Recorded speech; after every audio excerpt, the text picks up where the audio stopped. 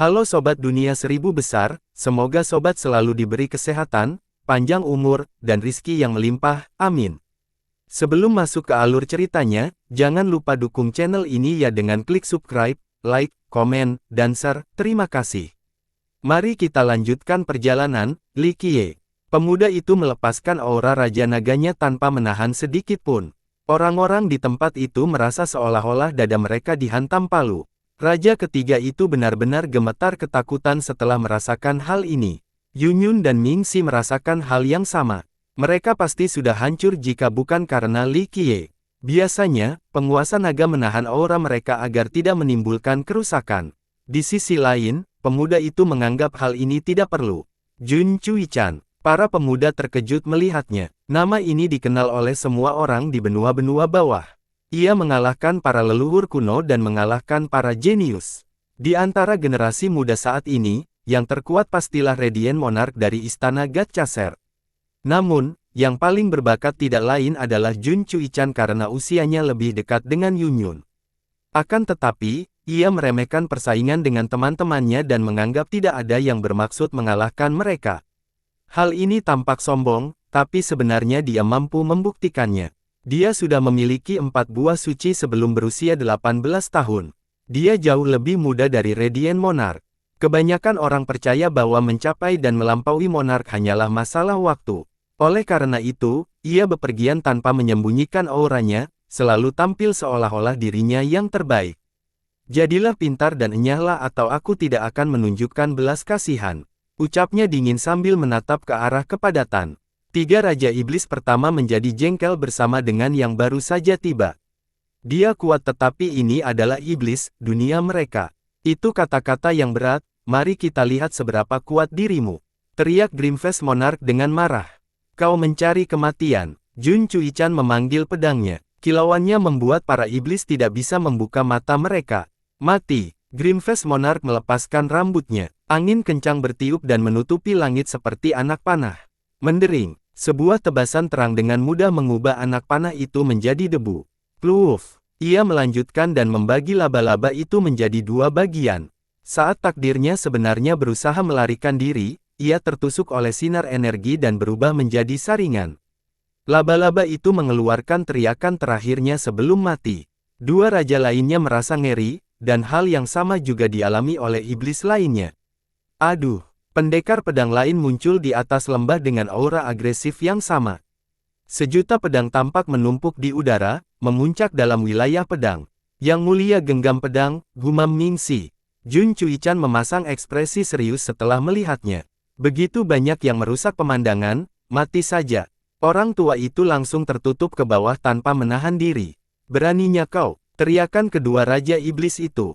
Raja Tiga Garpu melahap racun hingga membentuk jaring, memiliki sifat korosif yang cukup untuk menghancurkan harta karun hingga tak ada lagi.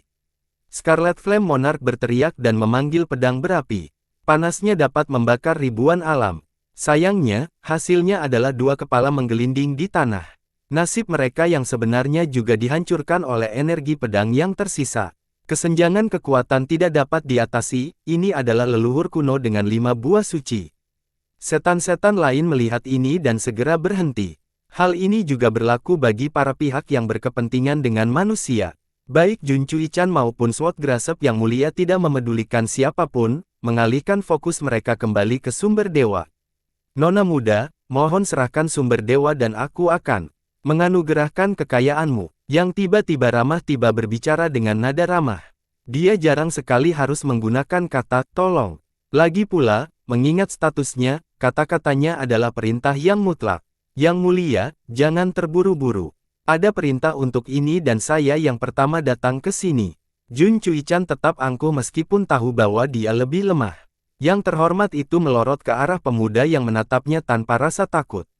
Keponakan yang berbudi luhur, benda itu sudah ada pemiliknya, kita harus lihat apakah dia setuju atau tidak. Yang terhormat tahu bahwa pemuda ini memiliki potensi yang tak terbatas. Jika dia tidak bisa membunuh dalam satu gerakan, itu akan menjadi masalah di masa depan. Jadi ini sebuah kontes? Tanya Cuichan dingin. Keduanya tidak peduli dengan gadis kecil ini. Hanya saja karena mereka berasal dari sekte yang saleh, mereka tidak bisa begitu saja agresifnya. Benar, jawab Yang Mulia Swordgrasp. Kalian berdua bertengkar terkenal dan seharusnya tidak mencoba menindas gadis kecil ini. Sebuah suara yang menyenangkan menyela percakapan mereka. Sebuah tanaman merambat yang cemerlang turun dari lanskap, bergerak ke bawah seperti sapuan kuas pada lukisan. Raja Sulur, mereka langsung tahu siapa dia. Begitu cahaya itu menghilang, semua orang melihat seorang wanita berjalan maju. Dia memikat dengan kecantikannya, terutama para iblis. Mereka belum pernah melihat wanita cantik itu sebelumnya. Seorang wanita yang sangat cantik berdiri di hadapan banyak orang. Ia mengenakan gaun hijau, dan ujung gaunnya berkibar seperti bunga yang sedang mekar. Rambutnya yang hitam dan panjang berkibar-kibar seolah-olah ia sedang menunggangi angin. Dia memiliki alis hitam alami dan mata indah bak permata yang membuat orang lain tidak bisa mengalihkan pandangan darinya. Ciri wajahnya luar biasa lembut dan halus, memancarkan aura lembut namun tangguh. Dia menyerupai peri hutan atau dewi yang muncul dari hutan. Auranya selaras dengan alam seolah-olah dia baru saja dipengaruhi oleh iblis. Banyak setan dan binatang buas telah tiba dan menjaga jarak aman dari lembah. Mereka tumbuh di sini dan didorong oleh setan. Namun, dia adalah orang luar namun memiliki lebih banyak penyesuaian alami daripada dirinya. Kebanyakan iblis menyerupai binatang buas yang belum berubah bentuk, kurang memiliki kemuliaan karena kebiadaban mereka. Tendril King berbeda, tidak memiliki sedikit pun temperamen binatang dan kekasaran. Jun Chuichan dan Swordgrasp yang mulia menatap dengan ekspresi serius. Bakatnya hanya sedikit di bawah Chuichan. Ini diimbangi oleh pemukulnya yang lebih kuat dan memiliki guru yang cakap, Stone Ox. Dia memiliki akses ke seni yang tak terlupakan, Kaisar. Beberapa orang percaya bahwa seni ini melampaui apapun yang dapat diciptakan oleh penguasa dan penakluk. Bibi senior, ke sini. Mingxi menyamakan tangan dengan penuh semangat, selalu merasa bangga saat melihat bibi seniornya. Tendril tersenyum cerah padanya, menyebabkan beberapa iblis merasa hati-hati. Kelopak bunga berkumpul untuk bersembunyi, merasa sangat rendah diri. Dia kemudian melihat Li Qiye dan memikirkan beberapa hal. Meskipun demikian, sudah waktunya untuk fokus. Saudara Dao, Yang Mulia, Anda berada di depanku. Kau juga tertarik dengan sumber dewa ini. Rupanya Chuichan lebih menghormatinya daripada yang lain karena nada dan ekspresi menjadi tidak terlalu sombong. Saya adalah iblis yang memiliki ikatan mendalam dengan 10 gunung agung. Tujuan saya adalah memasuki sarang dewa, katanya. Jika memang demikian, aku akan mendukungmu sepenuhnya. Chuichan jelas-jelas terpikat padanya, dan ingin mendapatkan dukungannya.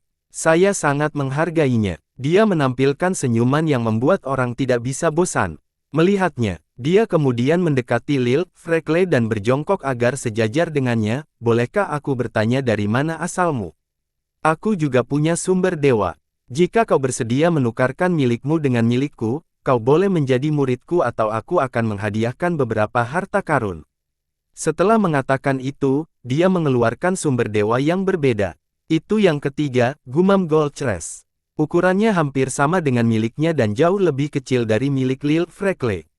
Bibiku juga punya satu, kata Mingxi dengan gembira. Chuichan dan yang terkejut-terkejut melihat ini. Tentu saja, tidak ada yang mau menukar sumber dewa yang lebih besar dengan yang lebih kecil. Namun, menjadi murid Raja Sulur membuat segalanya berbeda. Tidak dapat dihindarinya untuk naik ke benua atas. Menjadi murid langsung berarti berpotensi mewarisi warisannya dan menjadi pemimpin Unteteret, sesuatu yang tidak dapat dicapai oleh hampir semua orang. Lil Frekle melirik sumber dewa dan Raja Sulur. Dua berkompetisi lainnya menyaksikan dengan napas tertahan. Jika gadis kecil itu setuju, maka semuanya akan berakhir pada saat itu juga. Mencoba mengambil sumber dewa itu sama saja dengan memprovokasi Unteteret, garis keturunan yang sama kuatnya dengan Deity dan Immortal Platform. Apakah kamu ingin bergabung denganku? Tanya Sulur. Amitabha, Amitabha. Tiba-tiba, kekuatan dahsyat dari afinitas Buddha menyelamatkan lembah itu. Kekuatannya lembut dan membuat semua orang merasa nyaman. Seorang pendeta suci datang ke tempat kejadian, mengenakan kasaya tua dengan banyak tambalan. Meskipun demikian, hal ini tidak menjadi masalah karena pendeta itu memiliki cahaya yang indah. Gambaran sebuah kerajaan besar muncul di belakangnya. Dia tidak berusaha berjanji dan serius. Namun, siapa yang dapat mewujudkan pencapaiannya setelah melihat fenomena visual? Sekalipun mulutnya basah oleh lemak daging dan anggur, agama Buddha tetap bersamanya. Ia telah mencapai penguasaan yang tinggi terhadap afinitas ini, maka tidak perlu berpikir begitu. Buddha Mahayana, tokoh-tokoh besar lainnya tidak berani menghina perasaannya. Biksu ini cukup menarik. Li Qiye mengelus dagunya. Bahkan setan-setan pembohong pun pernah mendengar gelaran ini sebelumnya dan sujud di hadapannya.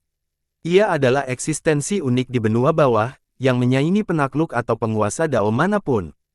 Ia berasal dari kota Buddha Segudang, salah satu dari 12 garis keturunan. Penguasa Dao memiliki buah Dao, penguasa naga memiliki buah suci, dan Buddha ini memiliki buah Buddha, satu buah saja. Para pembudidaya terkuat dalam sejarah benua bawah, termasuk Eits Talion dan Konceal, sangat menghormati biksu ini. Meskipun biasanya tidak ikut campur dalam urusan luar, semua orang tetap menghormatinya. Nona kecil ini secara takdir berhubungan dengan agama Buddha. Ujarnya, Yang Mulia Sang Ahli Pedang, Jun Chuichan, dan Raja Sulur tidak berbicara, tidak seorang pun pernah mendengar tentang biksu ini yang bertarung sebelumnya. Meskipun demikian, bahkan para penakluk tidak penting baginya karena mereka semua adalah junior jika dibandingkan. Maukah kau mengikutiku, Nona kecil? Dia meletakkan tangannya dengan hormat di atas kepala gadis itu. Dia melihat sekeliling sebentar sebelum berhenti pada Li Qiye. Dia berjalan mendekati Li Qiye lalu kembali menatap Sang Buddha. Dia mengejutkan semua orang dengan pilihannya, Li Qiye. Pertama, biksu itu adalah orang yang paling berkuasa di sini. Kedua, Raja Sulur adalah kandidat teratas lainnya mengingat status dan kekuasaan. Memilih Li Qiye tampaknya merupakan pilihan terburuk. Dia tersenyum dan menamparkan lembut kepalanya. Kau tahu apa yang kau lakukan? Memilih bangsawan muda kita adalah tindakan yang cukup bijaksana. Ming Si mengacungkan jempolnya namun menyadari bahwa hal itu tidak pantas karena bibi seniornya tidak dipilih. Ini sama saja dengan mengatakan bahwa bibinya lebih rendah dari Li Qiye. Jadi, dia dengan canggung menjulurkan lidahnya ke arah Raja Sulur. Bibinya tidak marah dan hanya menatap mereka dengan penuh rasa ingin tahu. Lil Frekle kemudian mendongak dan mempersembahkan sumber dewa kepada Li Qiye. Untuk bangsawan muda, Ming Si dan yang lainnya menjadi terkejut. Kemungkinan besar ini merupakan sumber dewa terbesar yang diinginkan oleh semua iblis dan bahkan orang luar. Si Frekle kecil mengangguk berulang kali, menyuruhnya mengambilnya. Li Qiye menatap sumber dewa dan tersenyum. Amitabha, biksu itu melihat ini dan menyatukan kedua telapak tangan. Ia membungkuk ke arah Li Qiye dan segera pergi, membawa serta fenomena visualnya yang luar biasa. Dia tidak peduli untuk berkompetisi sama sekali, artinya dia tidak ada di sini untuk sumber dewa sejak awal. Selamat, Saudara Dao, rupanya sumber dewa ini tidak ditujukan untukku. Tendril berkomentar, menyatakan bahwa dia tidak lagi ikut serta. Namun, Jun Chuichan dan Sword Grasp yang mulia tidak demikian. Mereka menatap tajam ke arah Li Qiye. Dia tidak memperhatikan mereka dan menerima sumber dewa itu sambil tersenyum, waktunya untuk menghilang sudah dekat. Si Frekle kecil mengangguk dan menatap tajam, seolah meminta bantuan. Dia melihat lebih dekat ke sumber dewa dan kenyamanan kepalanya, tidak ada yang bisa kulakukan. Mendengar hal itu, dia menjadi kecewa dan sedih. Air mata mengalir di matanya. Para pendengar menjadi bingung karena mereka tidak mengetahui apa yang sedang mereka bicarakan. Kebanyakan iblis dan binatang buas hanya fokus pada sumber dewa itu sendiri, ingin merebutnya dari tangan. Boleh aku tahu namamu? Jun Chuichan datang dan bertanya, masih berpura-pura seolah-olah dia berada di atas orang lain. Li Qiye. Li Qiye tersenyum. Li Qiye, kau adalah Li Qiye itu. Chuichan terkejut karena dia pernah mendengar tentang bagaimana orang ini melenyapkan 5 Raja Naga di Akademi. Itulah dia. Li Qiye tersenyum. Li Qiye, Sword Grasp yang mulia tiba-tiba menjadi pembunuh setelah mendengar ini. Auranya menjadi dingin dan membuat iblis yang lebih lemah pingsan. Lalu, jawab Li Qiye, kau telah membunuh penerus sekte kami. Yang mulia mengucapkan setiap kata dengan perlahan. Aku telah membunuh terlalu banyak orang hingga tak dapat mengingat mereka satu persatu.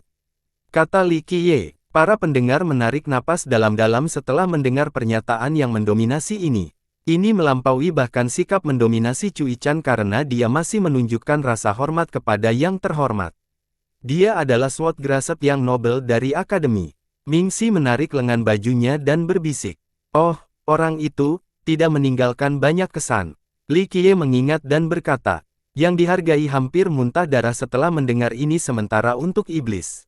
Hidupmu untuknya, yang berkata dengan hormat, aku akan mengambil kepalamu dan mempersembahkannya sebagai pengorbanan. Tentu saja jika kau ingin mati. Aku tidak setuju membunuh satu lagi. Li Qiye berkata seolah-olah ini bukan masalah besar sama sekali. Leluhur kuno ini memiliki 5 buah suci dan jauh lebih kuat dari kelompok Dewa Singa Batu. Jadilah, energi pedang yang mulia meningkat ke tingkat yang mengerikan. Ledakan, seorang tetangga lainnya tiba-tiba mendarat di lembah. Ia duduk di singgasana yang terbuat dari logam hitam dengan ukiran permata. Ia tampak seusia dengan Raja Tendril, masih agak muda. Namun, dia memiliki aura yang tenang, mengenakan jubah naga ungu dan merah. Dia mengenakan mahkota di atas wajahnya yang berbentuk persegi, tampak berwibawa dan agung. Tampaknya olah semua orang perlu bersujud di hadapan singgasananya dan memberikan rasa hormat. Halo Raja, seorang iblis mengenalinya. Dia adalah pemimpin Heaven Burial saat ini, salah satu dari 4 jenius. Kelompok itu terdiri dari Radiant Monarch, Tendril King, Jun Cui-chan, dan dia. Dia memiliki 5 buah suci seperti Raja Sulur. Sebagai pemimpin garis keturunan Dao, dia memiliki akses ke semua seni yang menakjubkan. Dia adalah yang tertua dari keempatnya dan memiliki 1 putra, Halcyon. Saat dia duduk di singgasana, dia tidak melihat apapun kecuali Li Qiye. Klang, dia melepaskan 5 buah Dao dan keilahiannya, memaksa para pembudidaya dan iblis ke dalam tanah. Kau membunuh anakku, ucapnya dingin. Siapa? Tanya Li Qiye. Kerumunan orang tercengang. Apakah dia tidak tahu bahwa dia sedang berbicara dengan seorang Raja Naga 5 buah? Hal ini membuat Halo Monarch marah dan membuatnya melepaskan lebih banyak kekuatan. Kekuatan tsunami membuat para iblis merasa seolah-olah mereka terjebak dalam badai. Halo keturunan, Yunyun berbisik pada Li Qiye. Kedengarannya familiar. Jadi, kau di sini untuk membalas dendam putramu. Li Qiye memegang tangannya dengan acuh tak acuh.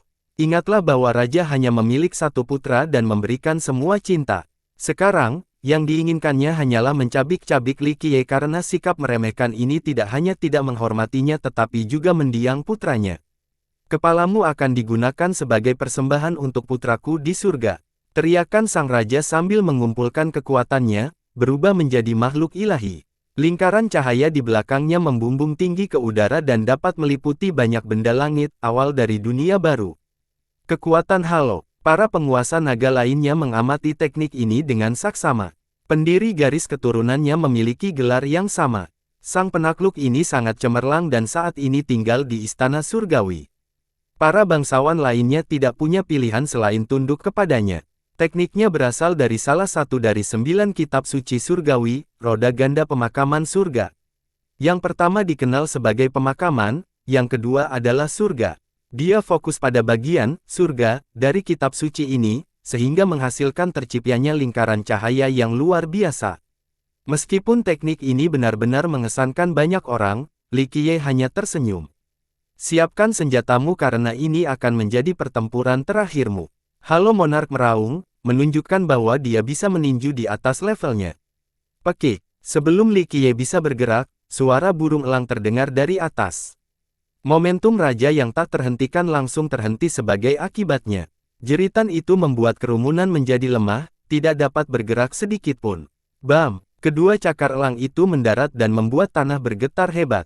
Elang yang membara. Para iblis lainnya tidak punya pilihan selain kondisi di hadapan burung besar ini. Ia tampak luar biasa dengan bulu alami yang tampak seperti ukiran. Seluruh dunia tunduk pada kekuatan cakarnya. Ia dianggap sebagai iblis terkuat di bulu di luar Raja Merak. Sword Grasp yang mulia dan Halo Monarch terhuyung mundur. Konon, makhluk ini pernah memakan 3 penguasa naga dari keturunan mereka sebelumnya. Ketiganya juga memiliki 4 buah suci. Goldcrest tidak dapat menahan diri untuk tidak menyambung. Jika bukan karena penghalang pertahanan Li Qiye, dia juga akan berada di tanah meskipun telah diberdayakan oleh Dewa Harimau. Cukup, ucap Chilgler Hawk. Ekspresi Jun Cui-chan juga berubah meskipun dia merasa bangga. Ini adalah makhluk buas yang tidak bisa diajak bicara. Misalnya, Conceal Conqueror lebih kuat tetapi dia tidak logis. Sebaliknya, burung ini siap menyiapkan apapun latar belakang makanannya. Halo Monark tidak menyukai perkembangan ini karena si elang jelas ingin ikut campur. Pandangan Cilgler jatuh pada Lil Freckle dan tidak mengatakan apapun lagi. Suasana menjadi agak tegang. Tuan-tuan, perjalanan ini pasti sangat jauh, mari kita semua tenang sekarang. Anda juga, Saudara Howl, jangan mengucapkan kalimat kasar seperti itu. Sebuah suara yang selembut kembalinya musim semi menyela mereka. Semua orang menoleh dan melihat pria parubaya mengenakan jubah dengan sulaman emas. Pakaian dan perhiasannya dipilih dengan cermat. Apalagi Halo Monark, seorang raja, tidak terlalu memperhatikan pakaiannya yang anggun. Dia tidak tampak mewah atau mencolok meskipun pilihan busananya sangat teliti. Penataan busana yang cermat menjadikannya tampak mulia terlepas dari garis keturunan atau auranya. Setiap jahitan dan benang dikerjakan dengan sangat teliti. Kain utamanya terbuat dari sutra yang dipintal oleh ulat sutra kerusakan biru. Tepinya terbuat dari benang yang dihaluskan oleh pasir emas sungai dingin. Sepatu botnya terbuat dari kulit perut binatang pemecah bumi dan didekorasi dengan batangan tembaga hijau gunung. Ini adalah gaya kuno yang sudah tidak terlihat lagi akhir-akhir ini. Bahan-bahannya terkenal dan tidak ada satupun dari barang-barang ini yang pernah dipakai oleh orang-orang besar sebelumnya. Semuanya dibuat khusus untuknya, menjadikannya tampak seperti orang abadi yang bepergian dan menikmati mata air dunia fana. Raja Jangkrik Emas. Semua orang berbaring di tempat yang nyaman. Termasuk Yang Mulia Sang Pejuang Pedang dan Jun Cui-chan. Apakah dia orang penting? Mingxi bertanya setelah melihat Raja Sulur menyambutnya. Dia salah satu yang paling terkenal dari Demon dan punya teman di mana-mana, termasuk Unteteret milikmu juga. Kata Yunyun. Benarkah? Mingxi belum pernah mendengar hal ini sebelumnya. 10 gunung besar memiliki banyak pembudidaya yang kuat, misalnya 6 dewa penguasa. Namun, kami jarang bergaul dengan dunia luar. Ada 2 yang menyampaikan, naga liar dan Raja Jangkrik Emas. Kata Goldcrest. Jadi kenapa dia terkenal? Tanya Mingxi. Dia berbeda dari Wild Dragon karena dia saleh dan mengikuti jalan ortodoks, kata Goldcrest. Jadi dia punya teman di mana-mana. Mingxi bisa mengetahuinya setelah melihat para penguasa naga yang bersikap agresif ramah terhadap Golden Cicada. Ia adalah sosok unik di antara berbagai iblis yang ditemukan di wilayah ini. Beberapa lebih suka berkeliaran sebagai binatang buas, selalu siap melestarikan makhluk hidup apapun. Yang lain tinggal di gua-gua dan bertindak seperti pertapa Dao. Bagaimanapun, ada perbedaan yang jelas antara iblis dan penguasa dari dunia luar. Kultivator dari dunia luar memiliki adat istiadat dan budaya yang lebih sosial, sementara iblis yang paling kuat pun masih memiliki kecenderungan untuk melakukan kekerasan. Sebaliknya, Raja Jangkrik Emas meniru cara para pembudidaya manusia. Ia mempelajari ajaran garis keturunan Dao, sehingga memiliki temperamen yang unik dan mulia. Setelah itu, ia merekrut pengikut dan menyebarkan Dao-nya. Fraksinya di Demon menyerupai sebuah kerajaan besar.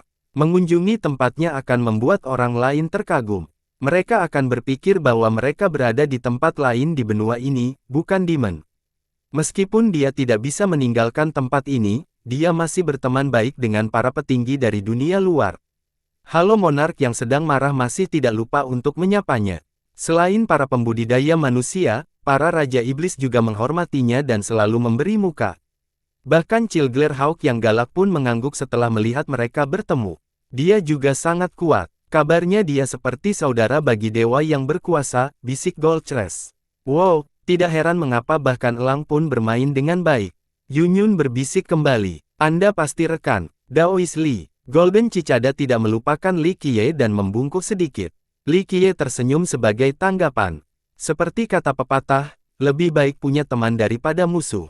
Katanya, Raja Jangkrik, aku harus mengambil kepalanya. Ucapan Halo Monark dengan dingin. Jangan marah-marah, Raja. Aku sudah menyiapkan pesta di istanaku, mari kita minum dulu, baru bicara nanti, tidak akan terlambat kalau begitu. Saran Jangkrik Emas. Halo Monark menyarankan dan yakin, musuhnya tidak akan pergi kemanapun. Pertarungan ini bisa ditunda setelah pesta dan sikap menahan diri akan menunjukkan rasa hormat yang cukup kepada Golden Cicada. Lagi pula, janganlah bijaksana untuk jahat seperti Golden Cicada dan Cilgler Hawk. Hal ini terutama berlaku pada Golden Cicada yang berpengaruh bahkan di dunia luar. Tidak perlu, perseteruan harus diselesaikan secepatnya. Li Qiye tidak setuju dan menggabungkan tangan ke Halo Monarch, aku punya persembahan yang lebih baik untuk putramu daripada kepalaku, kau. Dia tidak akan kesepian saat kau bersamanya. Ini sama saja dengan tidak memberi muka pada Golden Cicada. Hal ini membuat Cilglare-Hawk meliriknya lagi. Bagaimanapun, hanya sedikit orang di 3 benua yang akan menganggap ini bijaksana. Hahaha, jangan salahkan aku karena kejamnya hari ini karena kau ingin bunuh diri. Halo Monarch tertawa terbahak-bahak. Dia tidak perlu menahan diri sekarang. Hah, perkelahian dan pembunuhan, kapankah ini akan berakhir? Jangkrik emas mendesah. Ayo, bocah nakal. Halo Monarch melangkah maju, memancarkan sinar mengintimidasi dari matanya. Makhluk yang lebih lemah merasakan dorongan untuk bersujud, tidak berani menatap langsung ke arah penguasa yang agung ini.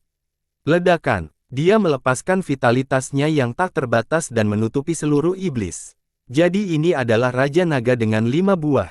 Baik manusia maupun iblis harus waspada dengan pertunjukan kekuatan ini. Lakukan tindakanmu sebelum terlambat. Li Qiye tersenyum, mengejutkan banyak orang dengan kesombongannya yang tak kenal ampun. Baiklah, mari kita lihat apa yang bisa kamu lakukan. Halo sangat marah. Buah-buah sucinya muncul dan memancarkan energi Dao yang sangat besar.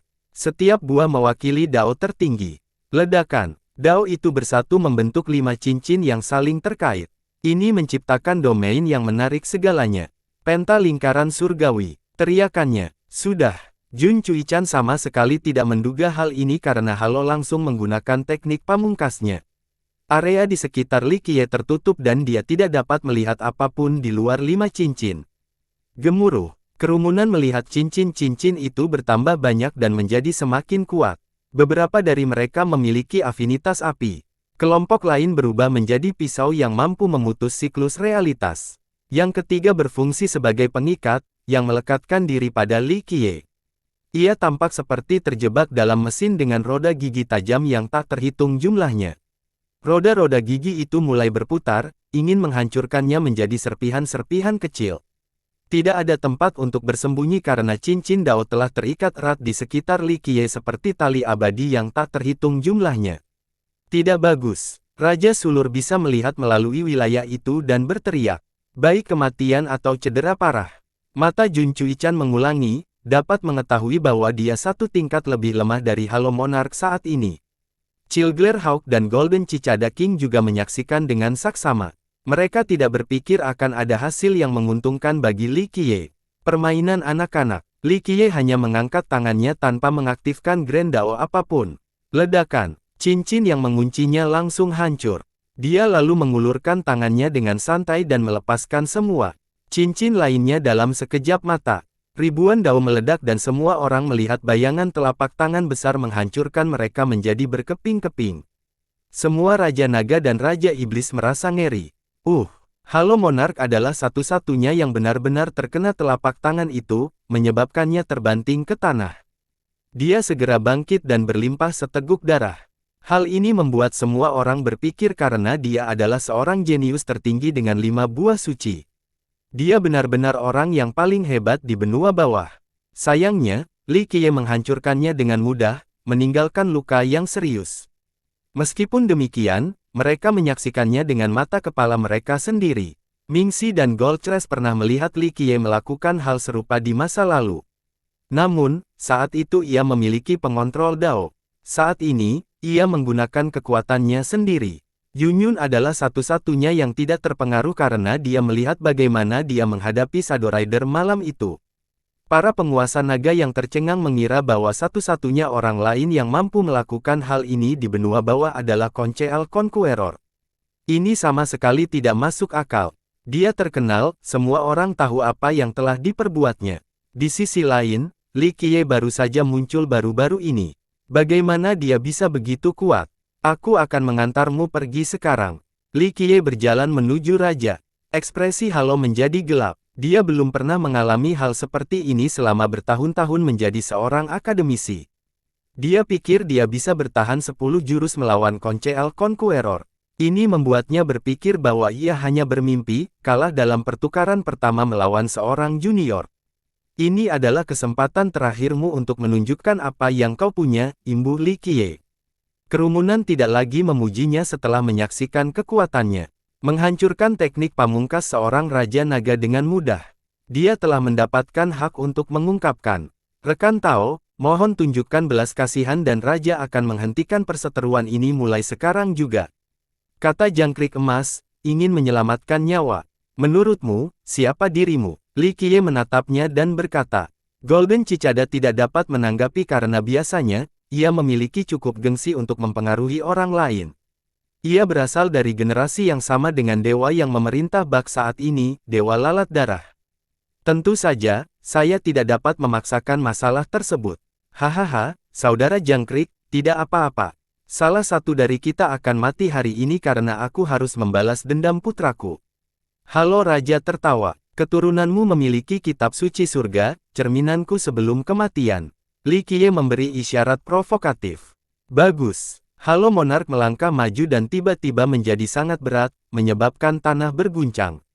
Kekuatannya tidak dapat menahan beban barunya.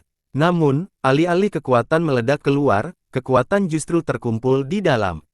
Kelima buah itu dipotong dan membentuk sebuah wilayah. Mereka bertemu sesaat sebelum menyatu menjadi satu. Roda surga, teriaknya. Bentuk tunggal buah itu memancarkan denyut yang membawa kehancuran sejuta bintang. Meskipun dimen sangat luas, setiap sudut daratan merasakan intensitasnya yang menghancurkan. Makhluk hidup di setan menjadi ketakutan. Denyut nadi itu tersalurkan ke dalam bentuk lingkaran cahaya surgawi. Lingkaran itu sangat besar dan membuat dimen tampak seperti sebuah bukit tunggal jika dibandingkan. Lingkaran itu mencapai angkasa dan menghancurkan satu bintang demi satu bintang. Saat semua orang melihat ke atas, mereka merasa seolah-olah ada dunia lain di atas sana. Bahkan setan-setan raksasa pun tampak sekecil bintik-bintik debu. Ini adalah roda surgawi. Jun Cuichan tidak dapat menahan rasa kagumnya meskipun dia merasa bangga dan sombong. Ini adalah salah satu dari dua roda dari kitab suci surga. Anakku, lihatlah aku membalas dendammu. Matilah, teriakan Halo Monark dan memerintahkan roda itu untuk turun. Sebelum sampai di tempat tujuan, daunnya telah menelan Li Qiye dan mencegahnya berlari. Sementara itu, para penonton langsung melarikan diri, tidak ingin berada di dekat target. Gemuruh, setan menghadapi krisis dengan ratusan puncak keruntuhan. Sial, Goldcrest merasa ngeri karena bahkan seorang Raja Naga seperti dia bisa direduksi menjadi ketiadaan. Apakah dia bisa berhenti? Beberapa Raja Iblis berhenti pada jarak yang aman dan membicarakan masalah. Hal yang sama tidak dapat dikatakan tentang binatang buas dan setan yang lebih lemah yang ditaklukkan oleh roda. Ledakan, akhirnya menghancurkan Li Qiye. Ingatlah bahwa kerajaan pun hanya seukuran piring makan kecil jika dibandingkan dengan manusia, apalagi manusia itu sendiri. Manusia itu berkali-kali lebih kecil dari kaki seekor nyamuk. Meskipun demikian, makhluk kecil ini berhasil menghentikan roda itu hanya dengan satu tangan. Seolah-olah ia sedang menopang 3.000 dunia yang tertahan dalam serangan itu. Halo meraung dan menyalurkan semua energi buah dan kekuatan Dao ke roda tersebut. Sayangnya, roda tersebut tetap tidak bergerak sedikit pun. Kitab suci surgawi itu kuat, tetapi kamu baru mempelajari dasar-dasarnya. Li Qiye tersenyum sebelum menutup jari-jarinya. Ledakan, roda itu terpelintir seperti adonan goreng karena gaya sebelum meledak. Ah! Halo terlempar karena serangan balik itu, seluruh tubuhnya berlumuran darah. Roda surga merupakan teknik yang diyakini lebih unggul daripada hukum prestasi yang diciptakan oleh penguasa Dao dan penakluk. Penakluk pemakaman surga berlatih di kendaraan roda 2 dan berhasil menjadi penakluk kedua. Penakluk ini sudah cemerlang di usia muda dan akhirnya mendapat perlindungan dari pengadilan surgawi. Pengakuan ini tentu saja karena bakatnya, tetapi beberapa orang juga percaya bahwa itu karena kitab suci surgawi. Dengan kelebihan ini, ia mampu mengalahkan kaisar abadi sebelum menjadi seorang penakluk. Meskipun demikian, ada rumor tentang seorang penakluk sebelum dia, tidak seorang pun membicarakan hal ini karena sifat cerita itu sendiri, bahwa dia mungkin telah membunuh sang penakluk tepat sebelum dia. Hal ini membuat penakluk ini tidak dikenal oleh semua orang. Gulungan yang berisi gambaran tentang penakluk ini secara luas dianggap sebagai rekayasa dan desas-desus. Gelarnya adalah Martial Conqueror, pemilik buah Dao primordial. Sayangnya, ia lahir di generasi yang sama dengan Heaven Burial Conqueror yang mendapat dukungan dari Celestial Court. Heaven Burial muda dan sekutunya menangkap Martial, dan akhirnya membunuhnya. Cerita diakhiri dengan mengatakan bahwa pemakaman surga memperoleh buah primordial Martial dan menjadi penakluk setelahnya. Ini memang menggambarkan masa lalu yang sensitif, karena itu kurang populer. Heaven Burial kemudian menciptakan garis keturunan di benua-benua bawah. Kepemilikannya atas kitab suci surga mendorongnya menuju kemakmuran yang tak terkira. Dengan demikian, Halo Monarch hampir tidak terpecahkan pada tingkat transmisi yang sama karena Heavenwell merupakan teknik pamungkas. Akan tetapi, hal ini dengan mudah dikalahkan oleh Li Qiye hingga membuat kecewa para penguasa naga lainnya. Roda itu diperkuat oleh 5 buah suci, yang berarti bahkan senjata kekuasaan tidak dapat menghancurkannya. Sayangnya, Li Qiye melakukannya dengan tangan kosong. Adegan berikutnya benar-benar mengejutkan mereka. Li Qiye kembali memecahkan buah suci itu dengan tangan kosong. Buah-buah suci hampir tidak bisa dihancurkan, hanya kalah dari buah-buah Dao. Li Qiye entah bagaimana menghancurkan gagasan ini. Selamat tinggal sekarang. Li Qiye melangkah maju. Rekan Tao, tidak perlu sejauh itu. Pilihlah belas kasihan jika memungkinkan. Jangkrik emas adalah satu-satunya yang berani menghentikan Li Qiye. Itu tidak ada dalam kamusku. Li Qiye tersenyum dan mengayunkan tangannya, mendorong Golden Cicada sambil menghentakkan kakinya ke bawah. Ledakan. Halo Monarch membakar takdir sejatinya untuk melepaskan lebih banyak kekuatan Dao, namun ini tidak cukup. Api neraka itu langsung padam oleh kaki Li Qiye, membuatnya berteriak sebelum berubah menjadi kabut berdarah. Hembusan angin datang dan membawa pergi apa yang tersisa darinya. Gigi-gigi terdengar bergemeletuk di tengah keramaian, menambah heningnya suasana. Jun Cuichan dan Sword Grasp yang mulia yang sebelumnya ingin melawan Li Qiye karena ketakutan. Mereka menghargai pengorbanan Halo Monarch, mencegah mereka melakukan hal bodoh apapun. Mingxi dan Goldcrest setuju. Mereka tahu bahwa Li Qiye kuat, tetapi sekarang, mereka menyadari bahwa dia tidak mengancam selain kejam. Li Qiye melirik sumber dewa di tangannya sebelum bertanya kepada orang banyak, adakah orang lain yang menginginkan benda ini? Tidak ada yang berani menjawab, baik Raja Iblis maupun leluhur kuno dari dunia luar. Meskipun sumber dewa itu menggiurkan, mereka tidak ingin mati secepat itu. Ini untukmu, bangsawan muda. Raja Sulur menyatakan pendiriannya. Yang lainnya tetap diam, bahkan mereka yang awalnya bermaksud antagonis terhadapnya. Semuanya, seperti yang sudah kukatakan sebelumnya, ada komunitas di tempat kita. Dewa yang memerintah juga akan hadir di sana, apakah kalian ingin ikut? Golden Cicada memecah keheningan. Para penguasa naga lainnya setuju. Apakah kamu ingin bergabung dengan kami, bangsawan muda Li? Jangkrik emas menyerahkan undangannya. Tidak tertarik, kata Li Qiye. Kali ini, tidak ada yang mempermasalahkan nada bicaranya yang blak-blakan. Golden Cicada hanya tersenyum canggung dan tidak mendesak. Aku pergi dulu. Raja Sulur membungkuk sedikit ke arah semua orang sebelum melewati tanaman merambat itu. Yang lainnya juga mulai pergi, tidak ingin berlama-lama di dekat Li Qiye. Namun, yang mengejutkan semua orang adalah si Freckle kecil. Dia naik ke atas Chilglair Hawk dan duduk di belakang. Ini adalah iblis yang levelnya hanya kalah dari Peacock Monarch Defender, sehingga semua orang tercengang. Goldcrest, Yunyun, dan Mingxi menatap pemandangan ini dengan bingung. Mereka khawatir tentang keselamatan Lil Freckle ketika dia dikelilingi oleh 3 Raja Iblis. Karena sikapnya yang diam di akademi, semua orang mengira dia berasal dari sekte kecil atau dia pernah mengalami trauma di masa lalu. Mereka tidak menyangka akan melihatnya duduk di atas Raja Iblis yang angkuh. Chilglair Hawk berada satu level di bawah para dewa yang berkuasa di Demon. Bukan seorang pun di sini yang memenuhi syarat untuk duduk di punggung, tetapi ia diberi izin untuk melakukannya. Dia menyamakan tangan pada kelompok Li Qiye untuk mengucapkan selamat tinggal. Elang itu juga membungkuk dan berkata, semoga kita bertemu lagi. Elang itu menjerit dan mengepakkan sayapnya, melepaskan angin kencang. Ia melompat ke udara dan menghilang di cakrawala. Kelompok itu menjadi tenang dan Yunyun berkata, aku tidak mengira kalau Freckle kecil juga berasal dari pegunungan. Lebih dari itu, menurutku latar belakangnya haruslah sesuatu yang istimewa, kata Mingxi. Menjadi jelas bahwa Cilgler Hawk datang khusus untuk pemancar, bukan untuk sumber dewa. Ayam jago, bukankah ini wilayahmu? Bagaimana kamu tidak bisa tahu? Atau kamu sudah tahu dan tidak memberi tahu kami? Tanyanya pada Goldcrest dan menyingsingkan lengan bajunya dengan mengancam. Ayolah, aku tidak bersalah. Protesnya, saya belum pernah melihatnya di sini sebelumnya, saya rasa tidak ada orang lain yang tahu ini. Setelah mengatakan itu, dia teringat sesuatu dengan Li Qiye. Frekle kecil pernah menyapa Li Qiye sebelumnya, sesuatu yang belum pernah dia lakukan, setidaknya sepengetahuan mereka. Jangan lihat, aku juga tidak tahu. Li Qiye mengangkat bahu sambil tersenyum. Jika Lil Frekle berasal dari sini, dia mungkin menyembah dewa, kan? Bagaimana dia bisa pergi? Yunyun menjadi penasaran dan menunggu jawaban dari Goldcrest. Sejauh yang aku tahu, hanya ada satu lencana seperti milikku. Aku pasti tahu kalau dia juga punya satu. Dia menggelengkan kepalanya. Itu karena keilahiannya yang unik, cukup murni.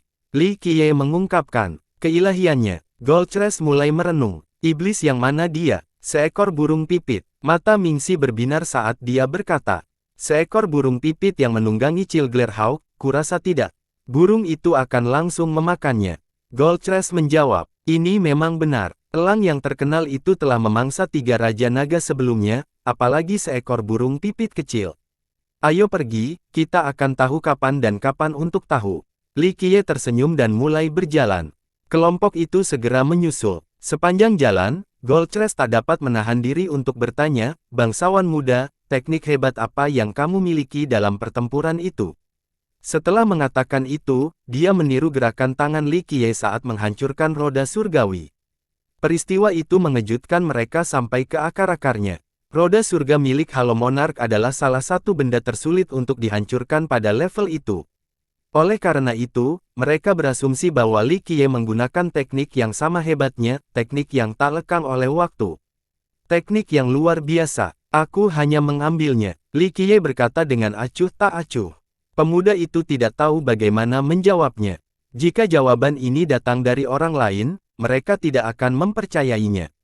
Sayangnya, mereka mempercayai Li Qiye dan ini sangat mengejutkan mereka. Dia tidak menghiraukan ekspresi terkejut dan membingungkan mereka, dan terus berjalan maju. Mereka tidak dapat melanjutkan perjalanan, karena tiba-tiba ada seseorang yang melompat turun dari merambat tanaman yang tergantung di dahan pohon dan mengejutkan anak-anak itu. Hati-hati, Mingxi segera bersembunyi di belakang Li Qiye setelah melihat orang itu. Ternyata dia adalah seorang anak yang dikenalnya. Dia mengenakan jubah emas, tampak sangat pucat seolah-olah dia jarang keluar. Ekspresinya tampak agak lambat dan canggung seperti anak bangsawan yang bodoh, hampir saja kehilangan ingusnya. Anak pemakan api, teriak Yunyun. Anak yang tampak polos ini sebenarnya adalah seorang raja naga dengan 3 buah, sesuatu yang sebelumnya membuat para pembudidaya menjadi gila karena cemburu. Mereka berlatih keras seumur hidup dan tidak pernah bisa mendekati levelnya.